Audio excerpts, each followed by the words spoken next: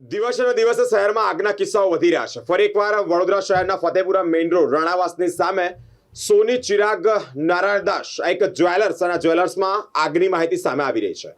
બંધ દુકાનમાં બંધ જ્વેલર્સમાં આગ લાગતાની સાથે જ અહીંયા અફરાતફરીનો માહોલ પણ જોવા મળ્યો છે।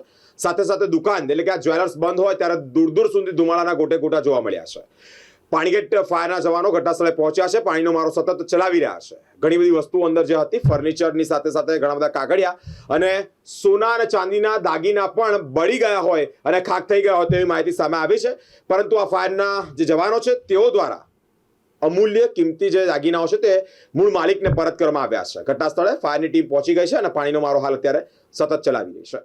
ફતેપુરા મેઇન રોડ રાણાવાસની સામે સોની ચિરાગ નારાયણદાસ જ્વેલર્સ અને આ જ્વેલર્સ નામની જે દુકાન છે ત્યાં ભીષણ આગ લાગી છે। ફાયર બ્રિગેડના જે જવાનો છે તે પણ પહોંચી ગયા છે। પાણીગેટ ફાયર બ્રિગેડના જવાનો ઘટનાસ્થળે પહોંચી અને પાણીનો મારો સતત ચલાવી રહ્યા છે। દૂર દૂર સુધી ધુમાડાના ગોટે ગોટા જોવા મળ્યા છે।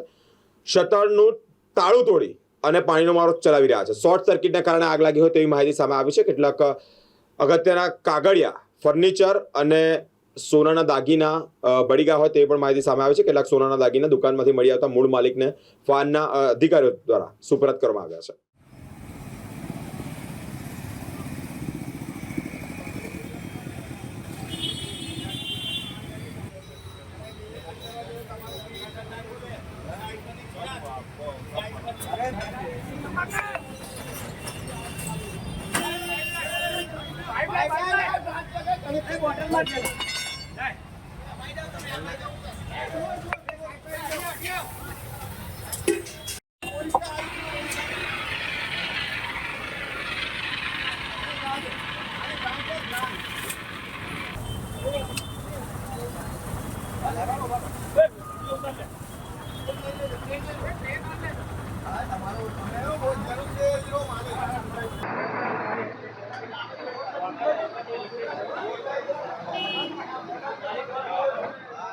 કંટ્રોલ રૂમમાંથી કોલ મળ્યો કે ફતેપુરામાં રાણાવાસની સામે સોનીની દુકાનમાં આગ લાગેલી।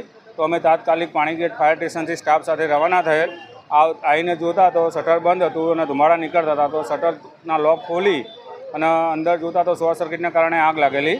અંદર સોનીના દાગીના હતા। તો ફાયર એક્સ્ટિંગ્વિશર મારીને આગ બુઝાવેલ, પછી પાણીનો મારો ચલાવેલ અને દાગીના મૂળ માલિક દુકાન માલિકને પરત કરેલ। કિરીટ પરમાર।